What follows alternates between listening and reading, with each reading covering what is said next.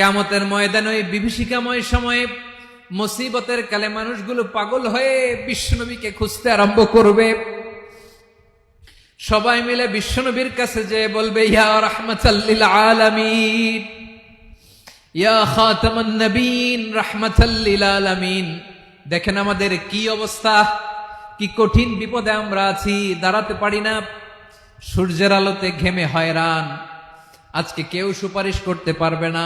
সব নবীরা অপারগতা স্বীকার করেছে, তারা বলেছে আপনি ছাড়া কেউ নাকি আল্লাহর সামনে দাঁড়াতে পারবেন না, আপনি একটু সুপারিশ করেন।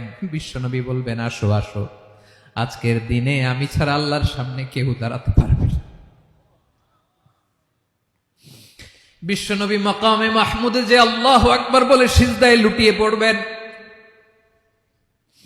আল্লাহ রাব্বুল আলামিন বিশ্বনবীকে এমন কিছু চমৎকার শব্দ শিখাবেন, ওই শব্দগুলো দিয়ে আল্লাহর প্রশংসা করে বিশ্বনবী কাঁদতে আরম্ভ করবেন। বিশ্বনবী এমন ভাবে অজর দ্বারায় সিজদায় লুটিয়ে পড়ে কাঁদবেন, রব্বুল আলামিনের রহমতের দরিয়ায় জোশ লেগে যাবে। রব্বুল আলামিন এই দৃশ্য থেকে সহ্য করতে পারবেন না। রব্বুল আলামিন বলবেন, ইয়া মুহাম্মদ ইরফা রাসাক, ও নবী আপনি মাথা তোলেন, মাথা তোলেন, আপনার কান্না আমি সহ্য করতে পারি না। নবী আপনি মাথা তোলেন, সাল তুতা, আজকে আপনি যা চাবেন তাই দেব।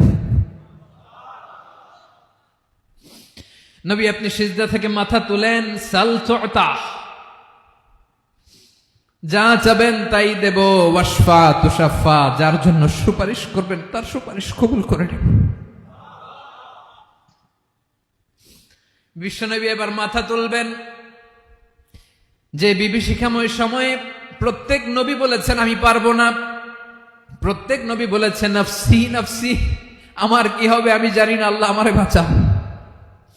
প্রতিটি নবী বলবেন নফসি নফসি, আল্লাহ তুমি আমারে বাঁচাও, আমারে বাঁচাও। বিশ্বনবী মাথা তুলবেন, তুলে বলবেন রব্বি হাবলি উম্মতি, আল্লাহ তুমি আমার গুনাহগার উম্মতকে বাঁচাও। এই দুনিয়ার বুকে রব্বুল আলামিন সব নবীকে একটা করে দাওয়া মুস্তাজাবা দিয়েছেন, মানে যে দোয়া করলে কবুল হয়ে যায় সাথে সাথেই। দাও বিহা, দুনিয়ার সব নবীরা ওই দোয়াটা দুনিয়ায় করে ফেলেছে।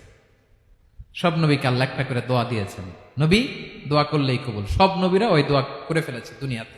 বিশ্বনবী বলেন আমি করি নাই।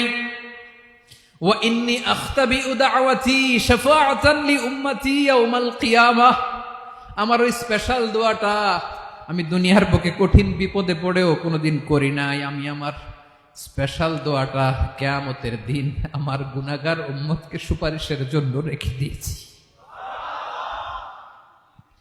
আল্লাহ বলবেন নবী ইরফা রাসাক, মাথা তোলেন, আর কাঁদবেন না।